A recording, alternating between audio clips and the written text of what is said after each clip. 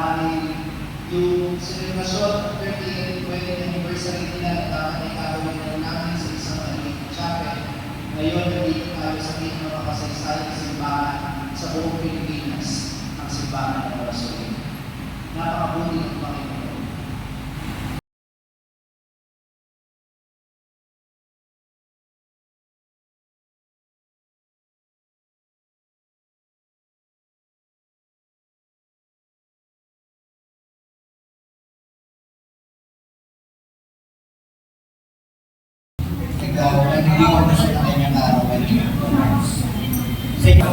Walang-wala ito sa lahat na tayo binibigay para sa amin.